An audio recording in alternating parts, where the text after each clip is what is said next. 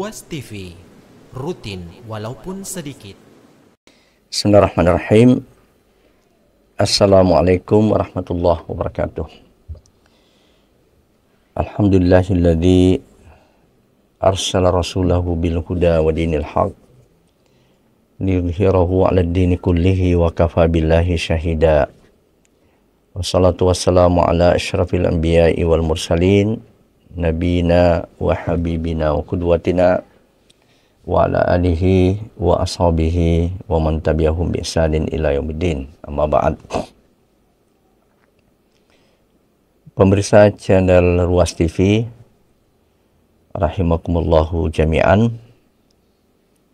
Alhamdulillah, pada hari ini kita kembali bersua dalam tema kajian, yaitu tentang pembinaan keluarga sakinah. Pada kesempatan ini kita masih dalam pembahasan tema-tema tentang kemertuaan, yaitu menjadi mertua yang saleh, penuh kasih. Pada pertemuan yang lalu kita sudah membahas sifat utama mertua yang soleh adalah memiliki akhlak yang mulia. Untuk pertemuan hari ini kita akan membahas satu di antara dua sifat yang sangat penting, satu di antara dua sifat yang melekat pada mertua yang soleh, yaitu memiliki adab. Memiliki adab. Apa perbedaan antara akhlak dengan adab? Ya, apa perbedaannya antara akhlak dengan adab? Kita bisa lihat di sini, slide ini. Jadi akhlak yang mulia itu tidak lahir kecuali dari keimanan yang benar. Akhlak yang mulia itu tidak akan lahir kecuali dari keimanan yang benar. Artinya pilar utama, fondasi dan pilar utama daripada akhlak yang mulia itu adalah dari keimanan. Keimanan itu sendiri sumbernya dari Allah Subhanahu wa ta'ala. Karena itu kata akhlak ini memiliki akar yang sama dengan kata khaliq, makhluk, ya, khuluq. Ya, semua dalam satu akar kata. Nah, akhlak ini adalah bentukan dari kata khalaqa, menciptakan, khaliq yang mencipta, makhluk yang diciptakan. Kemudian hubungan antara makhluk dengan khaliq, inilah akhlak. Hubungan antara makhluk dengan makhluk, inilah juga akhlak. Karena itu secara garis besar akhlak itu terbagi dua. Akhlak kepada khaliq, akhlak kepada Allah, dan yang kedua adalah akhlak kepada sesama manusia. Atau lebih luas lagi kepada makhluk hidup yang lainnya. Jadi akhlak yang mulia ini tidak akan lahir kecuali dengan mengambil pedoman, mengambil tuntunan dari sang khaliq. Sedangkan adab ini bisa saja lahir dari pendidikan dan pembiasaan. Ya, tetapi kalau dia tidak didasari oleh keyakinan yang benar, konsep keimanan yang benar, itu tidak bisa melahirkan akhlak. Nah, saya beri contoh misalnya, ada manusia yang bisa saja dia hidup bersih. Ada manusia yang adabnya sangat menghargai orang lain, memberikan pelayanan yang baik. Ketika ditanya tentang alamat, dia bukan hanya menunjukkan letaknya alamat itu, tapi mengantar langsung. Itu adab. Ya, kebiasaan mengantri, ya, tidak mengambil hak orang lain di dalam menunggu, tapi dia memiliki kedisiplinan di dalam mengantri, kedisiplinan dalam acara, ya, menghadiri acara-acara. Ini semua adalah adab.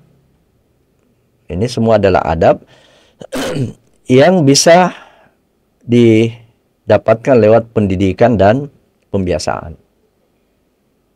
Ya, tetapi orang yang memiliki adab seperti ini, kita akan melihat kontradiksi dengan akhlak. Ya, mereka tidak memiliki akhlak menjaga diri dari pergaulan bebas. Jadi ada orang yang tepat sekali waktu ketika ada acara, ada janji, tepat waktu, selesai juga tepat waktu, tetapi mereka tidak bisa menjaga diri dari pergaulan bebas, tidak mengenal mahram, ya. Maka ini akhlak, ya. Ini akhlak harus dibangun di atas agama. Ya, apalagi birrul walidain, menghormati orang tua, berbakti kepada orang tua. Ini tidak bisa. Ini tidak bisa kalau bukan dengan konsep agama. Nah, tadi itu kebiasaan-kebiasaan, ya. Adab ini ya hal-hal yang bisa saja dibiasakan, ya. Bisa lewat pendidikan, ya. Itu adab. Ya, tetapi ini tidak bermakna bahwa adab ini tidak penting. Ya, justru adab ini adalah bagian dari akhlak. Kalau adab ini dibingkai, ya, dan dia lahirnya adalah dari keimanan yang benar, nah inilah kesempurnaan. Ya, inilah kesempurnaan. Itu adab. Pengertian lain, adab ini sering digunakan berkaitan dengan aturan-aturan, ya, yang disebut juga dengan etika. Contoh misalnya, kenapa tidur itu tidak dikatakan dengan akhlak tidur? Ya, jadi tidak ada istilahnya bagaimana itu akhlak tidur. Yang benar adalah adab tidur. Ya, adab tidur itu adalah etika, aturan-aturan, bagaimana cara tidur yang benar, cara tidur yang sehat. Itu adab. Masuk toilet, masuk WC, itu tidak dikatakan sebagai akhlak masuk WC, tapi adab. Ya, adab atau etika masuk WC. Ya. Ini perbedaan antara akhlak dan adab. Jadi akhlak ini tidak bisa terbentuk itu kecuali dengan sumber agama, keimanan. Adapun adab ini itu bisa lewat pendidikan, lewat pembiasaan. Nah, tapi kedua-duanya ini sangat penting. Kedua-duanya ini adalah merupakan pilar utama mencapai rumah tangga yang bahagia. Nah, kita lihat di dalam gambar ini, ya, bahwa ciri mertua yang soleh itu adalah memiliki akhlak yang mulia dan memiliki adab yang utama. Kalau kedua pilar ini tidak dimiliki oleh mertua, ya, terutama interaksi kepada menantu, maka yang terjadi adalah kekerasan, kesewenang-wenangan, kekasaran, terjadi konflik. Itu kenapa? Karena tidak ada akhlak, tidak ada adab. Ya, tidak memperhatikan akhlak, tidak memperhatikan adab. Ya, yang salah satu di antara indikatornya itu adalah perasaan. Ya, jadi kalau kita karena akhlak dan adab ini kan tools berinteraksi dengan orang lain. Dia adalah alat perangkat kita berinteraksi dengan orang lain. Nah, ketika orang lain merasa aman, merasa nyaman, merasa senang, itu salah satu indikator memiliki akhlak dan adab yang baik. Ya, tetapi apabila melahirkan ketidakenakan, ketidaknyamanan, ya, sampai kemudian terjadi konflik, pasti ada masalah dalam akhlak dan adab.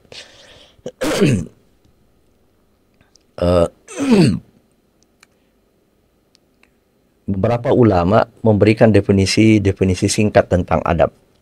Di antaranya adalah Ibnu Aqil al-Baghdadi. Ya, Ibnu Aqil al-Baghdadi. Beliau mengatakan, adab itu adalah ismun jami'un likulli ma yahsunu minal aqwali wal af'ali. Adab itu adalah satu nama, satu istilah yang mencakup segala sesuatu yang indah. Mencakup segala sesuatu yang indah, baik itu perkataan maupun perbuatan. Jadi perkataan-perkataan yang indah, yang memberikan keamanan, kenyamanan, kesenangan pada orang lain, ya, itu adab. Demikian juga perbuatan, sikap, perilaku yang indah, yang melahirkan kebahagiaan pada dirinya, pada orang lain, keamanan, kenyamanan, kesenangan, itu adab. Nah, sementara Ibnu Qayyim mengatakan adab itu adalah ijtima'u khisalil khair fil abd. Ini lebih umum. Adab itu adalah terkumpulnya perilaku-perilaku kebaikan dalam diri seseorang. Ya, jadi memang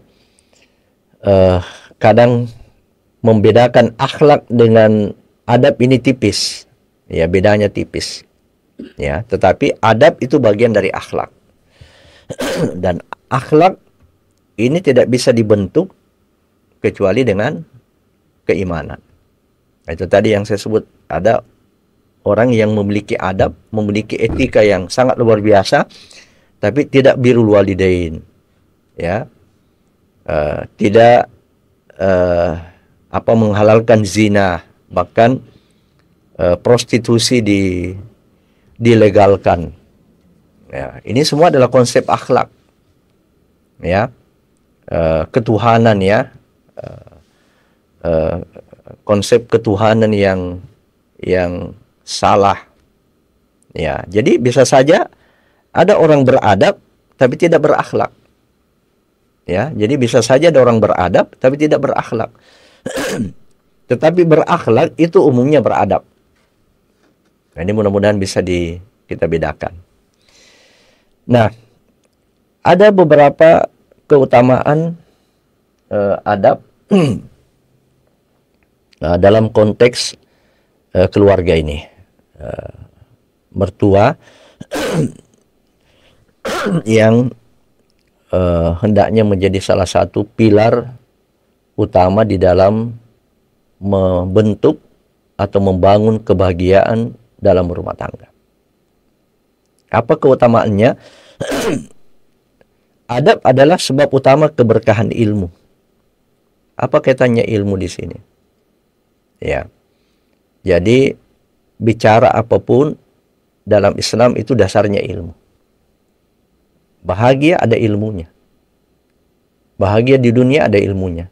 Bahagia di akhirat ada ilmunya. Man arada dunya fa'alaihi bil ilm. Siapa yang menghendaki kebahagiaan dunia, ilmu. Wa man aradal akhirah fa'alaihi bil ilm. Ya, maka juga dengan ilmu. Tetapi ilmu itu tidak bisa menghasilkan buah, yaitu amal, Ya, dia tidak bisa melahirkan buah, ya, kalau ilmu itu tidak berberkah. Ya. Nah, makanya ada pepatah begini, al ilmu bila amalin kasyajarin bila samar. Ilmu yang tidak diamalkan itu ibarat pohon yang tidak berbuah. Nah, kenapa ini tidak berbuah? Kenapa ilmu ini tidak lahir buahnya? Padahal selalu dipelajari, selalu kita berada di dalam majelis, ya, selalu mungkin kita mengikuti ilmu-ilmu itu lewat media. Sekarang ini sudah banyak sekali media-media pembelajaran. Tapi kenapa dia tidak melahirkan amal? Kenapa tidak merubah sikap? Kenapa tidak merubah perilaku? Kuncinya adalah adab. Ya. Dia tidak mempelajari adab terlebih dahulu. Ya. Tidak mempelajari adab terlebih dahulu. Ya. Lebih mengutamakan ilmunya daripada adabnya. Padahal coba bayangkan, ada seorang ulama bernama Abdullah bin Mubarak rahimahullahu ta'ala. Ya, beliau mengatakan, saya itu mempelajari adab 30 tahun. Sedangkan ilmu hanya 20 tahun. Ya, saya mempelajari adab itu 30 tahun. Ilmunya 20 tahun. Ya. Ilmu itu artinya ya apa yang teori-teori yang kita pelajari, ya. Buku-buku yang kita pelajari, ilmu dan pengalaman yang kita ambil dari guru-guru, ya. Tetapi di sana yang menjadikan berkahnya itu ilmu sehingga mudah diamalkan, adab. Nah, ada satu perkataan juga yang sangat menarik dari seorang ulama, Zakaria Al-Anbari. Ya, Zakaria Al-Anbari rahimahullah ta'ala. Beliau mengatakan, ilmun bila adabin, ilmu yang ilmu tanpa adab, kanarin bila hatab, seperti api tanpa kayu bakar. Ya, gimana api itu mau menyala, ya, mau bermanfaat kalau tidak ada kayu bakarnya. Sebaliknya, wa adabun bila ilmin karuhin bila jasad. Adab yang tidak didasari oleh ilmu, adab yang tidak didasari oleh ilmu, seperti ruh, ya, tanpa jasad. Nah, kayak orang gentayangan, jadi ada ruh tanpa jasad. Nah, banyak sekali perkataan-perkataan ulama tentang pentingnya adab ini, ya. Bahkan ada ucapan para ulama bagaimana ilmu itu berberkah, ya, itu dengan adab, ya, dengan adab kepada guru, ya, adab kepada guru, adab kepada sesama teman, adab dalam menuntut ilmu.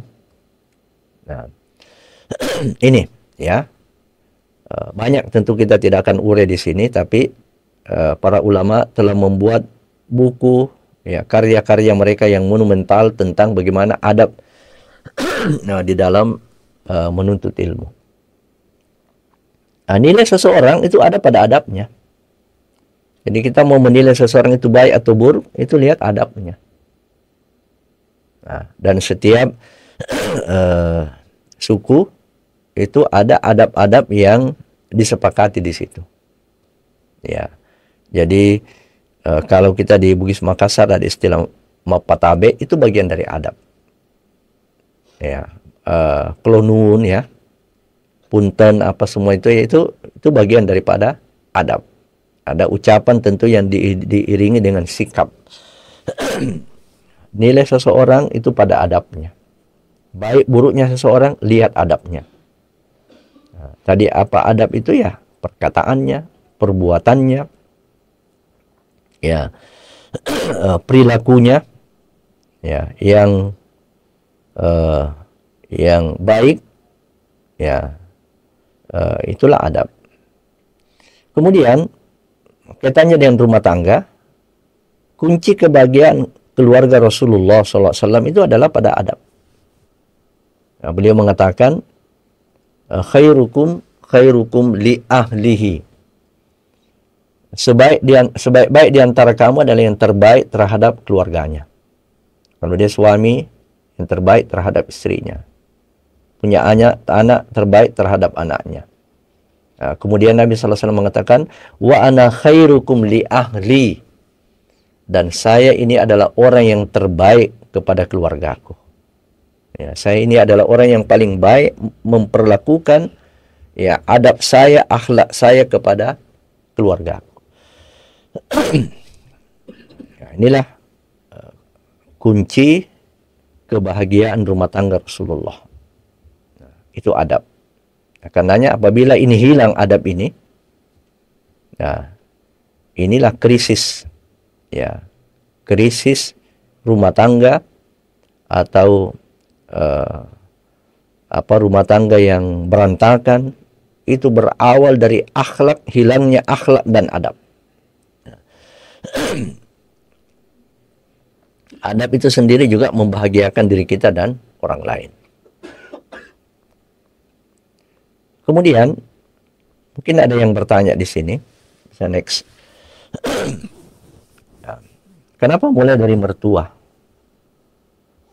Kenapa pembahasan kita ini mulai dari mertua yang berakhlak, yang beradab? Ya, kenapa bukan mulai dari menantu? Ya, ini bukan karena kebetulan. Bukan karena kebetulan kita membahas ini dalam konteks kesolehan mertua. Ya, memang mertualah yang harus memulai. Mertua inilah yang harus menjadi contoh, menjadi teladan. Ya, namanya mertua orang tua. Ya, orang tua daripada anak, orang tua dari menantu. Nah, sedangkan yang tua inilah yang harus memberikan contoh, memberikan teladan. Dia yang lebih dahulu mengecap yang namanya kehidupan, pergaulan, ilmu. Maka dialah yang harus menjadi contoh. Karena itu ibda binafsik. Mulailah dari dirimu, wahai mertua. Kalau kau menginginkan menantumu itu baik, mulai dari kamu. Kalau kamu menginginkan menantumu itu beradab, berakhlak, contohkan mulai dari kamu. Ya, karena mertua itu adalah prototip keteladanan, contoh di dalam rumah tangga. Ya, apakah salah dari menantu? Tidak salah, tetapi ini sesuatu yang aneh, terbalik. Ya, terbalik kalau ini yang menjadi umum dari menantu dulu. Ya, menantu namanya anak itu mencontoh dari orang yang lebih dahulu. Makanya kita kan diperintahkan untuk mengikuti jejak salaf, mengikuti jejak pendahulu-pendahulu kita. Ya, pendahulu dalam memahami agama, ya, pendahulu di dalam mendirikan negara ini, ya, para founding father, ya, kita ikuti itu. Ya, karena umumnya mereka itu meninggalkan contoh, meninggalkan keteladanan kepada kita. Maka harus dimulai dari sini. Harus dimulai dari mertua. Ya, beradab yang baik harus dimulai dari mertua. Ya, dengan harapan nanti adab yang baik itu menular. Ya, menurun kepada menantu. Ya, baik. Pembahasan tentang adab mertua yang soleh, menyenangkan dan penuh kasih kepada menantunya ini kita akan bahas 4 poin besar. Ya, kita akan bahas 4 poin besar. Ya, pertama ada adab-adab berkaitan dengan penerimaan menantu. Ya, bagaimana mertua menerima menantu. Nah, kemudian yang kedua, adab dalam interaksi dengan menantu. Bagaimana mertua itu berinteraksi dengan menantu, bergaul dengan menantu. Kemudian adab dalam ekspresi kasih sayang. Bagaimana mengekspresikan, bagaimana dia menyayang, memberikan kasih sayang pada menantu, dan bagaimana adab ekspresinya. Ya, dan yang keempat adalah adab dalam intervensi. Jadi ada hal-hal mungkin yang dibutuhkan intervensi di situ.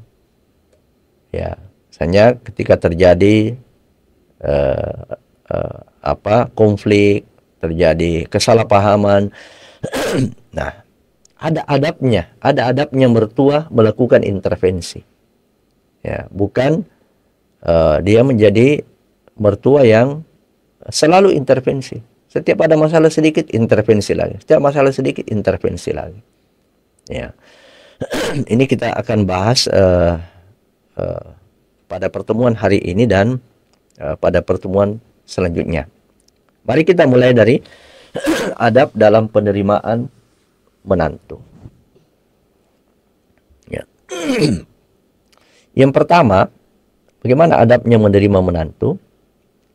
Yang pertama, menerima dulu kehadirannya.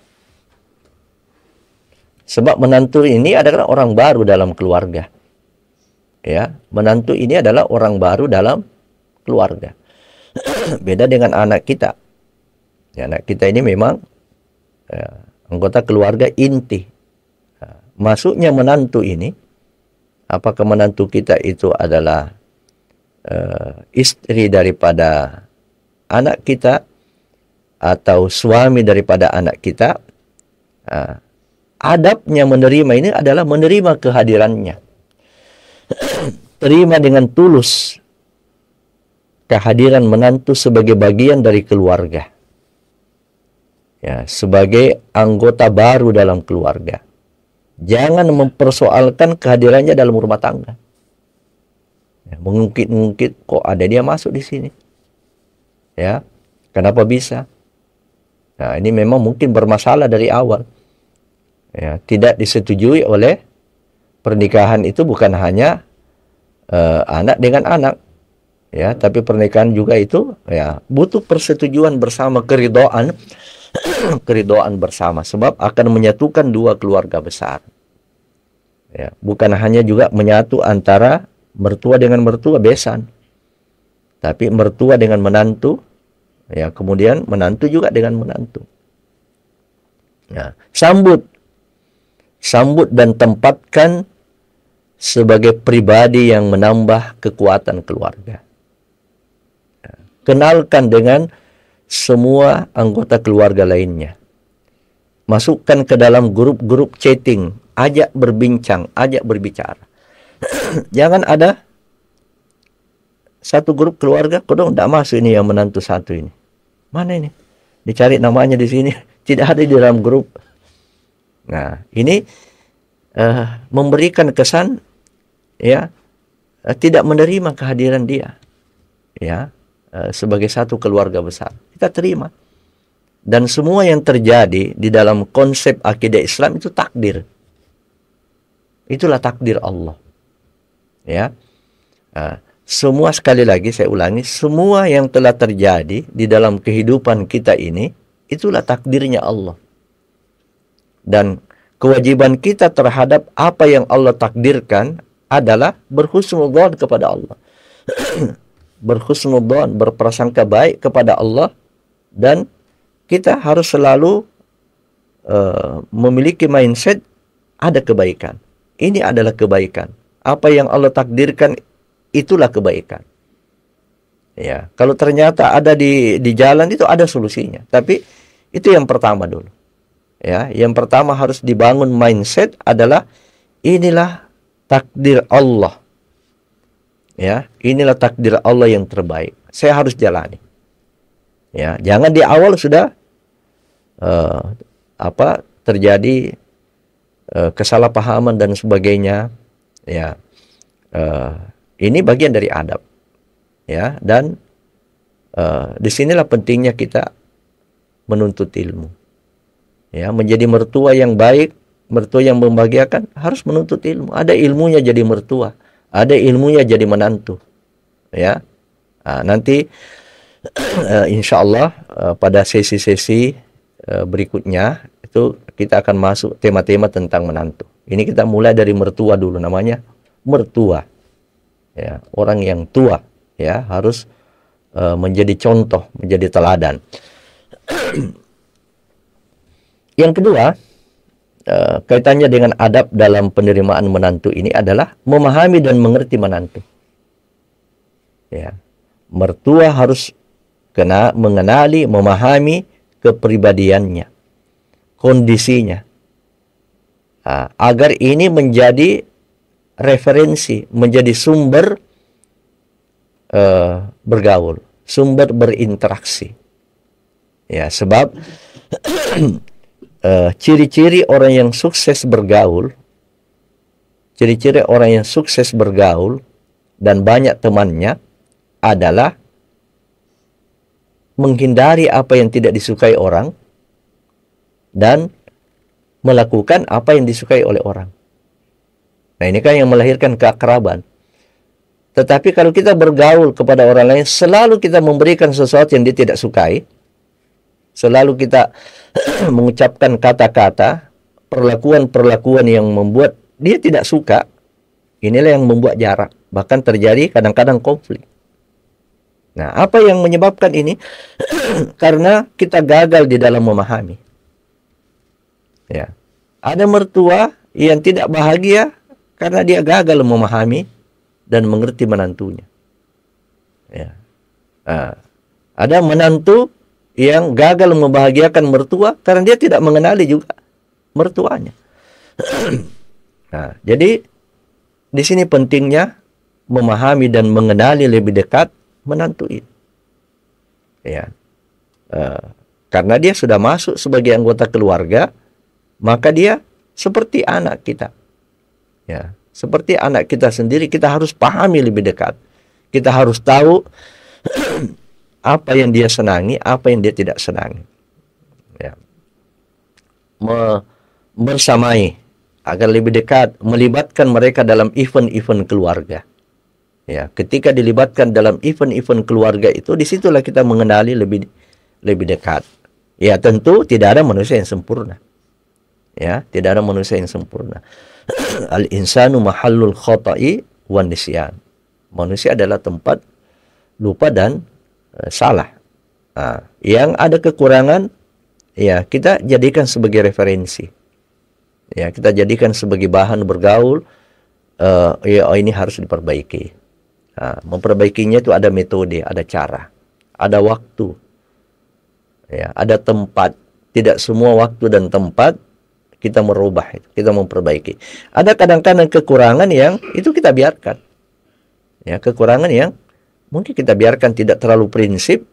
Nah, dan kekurangan ini akan saling melengkapi dengan keluarga besar. Dia punya kekurangan di sini, tapi yang lain bisa menutupi. Yang lain yang menutupi juga punya kekurangan. Kekurangannya itu ditutupi oleh yang lain. Ya.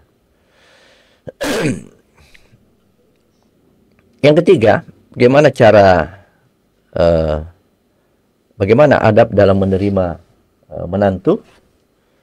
Yang ketiga adalah menghargai posisi. Menghargai posisi menantu. Posisi menantu itu sudah setara dengan anak. Ya. Jangan kita memperlakukan sebagai anak tiri. Ya, anak tiri yang dibenci, anak tiri yang diingkari. Tapi perlakukan ia sebagai anak sendiri. Posisikan ia sama dengan posisi anak kita. Ya, walaupun mungkin ya ada beda, ya beda-beda tipis lah. Ya, sebab memang tidak bisa disamakan semua. Ya, tetapi posisikan sama. Ya, termasuk ketika terjadi pertengkaran, posisikan sama. Nah, kegagalan kita di dalam mengislah pertengkaran, konflik rumah tangga, ketika kita masuk, ya, ketika kita masuk mengislah menjadi penengah, tapi kita berat sebelah. Ya, kita berat sebelah.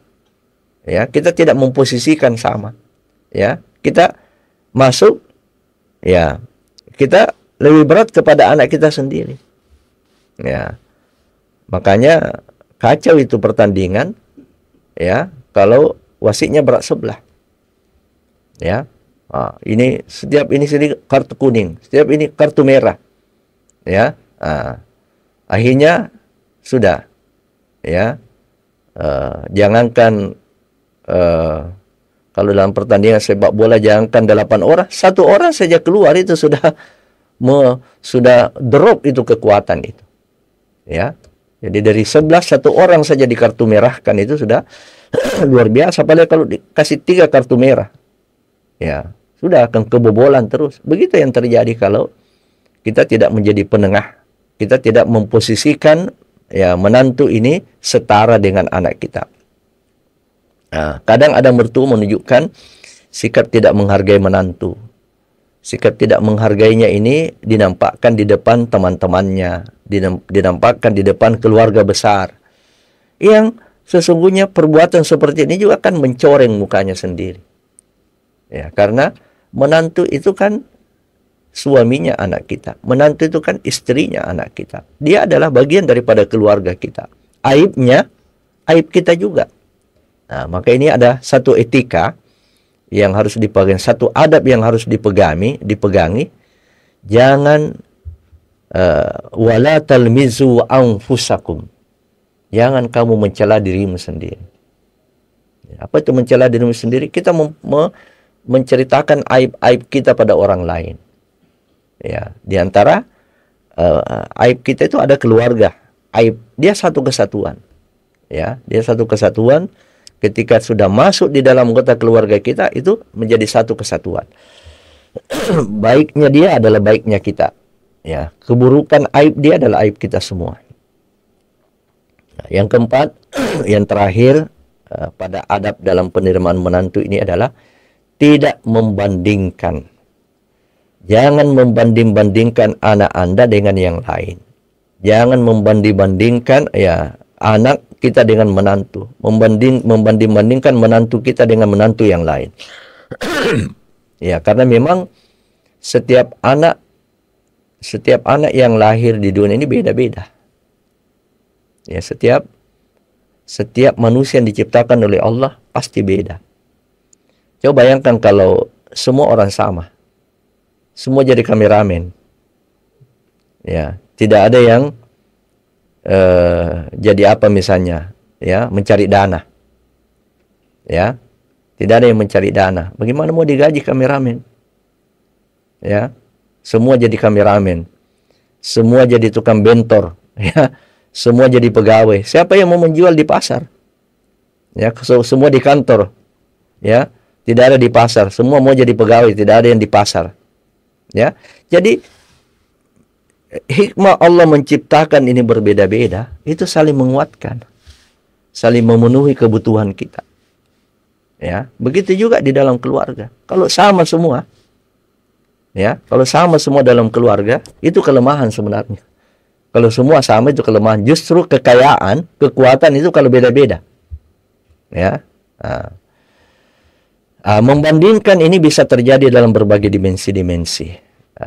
Membandingkan dalam hal kesalehan, ya, kebaikan pribadi, membandingkan dalam hal kekayaan, pekerjaan, bahkan ada pada bentuk tubuh, ada sampai warna kulit. Semuanya ini, ya, kita hati-hati. Ya, tidak boleh kita membanding-bandingkan. Sebab ini wilayah wilayah ketersinggungan, wilayah perasaan. Ya, tidak ada orang, ya. Kembalikan pada diri kita. Bagaimana kalau mertua dibanding-bandingkan? Jadi ada menantu misalnya, itu mertuanya tahu bagus sekali. Ya, saya mertuaku innalillah. Ya, sedih saya punya mertua begitu. Itu kan jelas tersinggung juga. Jadi kalau Anda tidak mau dibanding-bandingkan, jangan membanding-bandingkan orang. Boleh membandingkan, tapi ini dia namanya wilayah apresiasi. Ya, artinya dia dalam posisi yang lebih baik. Ya, membandingkan, ya, dia dalam posisi yang lebih baik daripada orang lain. Tapi itu disebut dengan apresiasi. Inilah kebahagiaan rumah tangga dunia akhirat ini, salah satu di antara pilarnya itu adalah adab.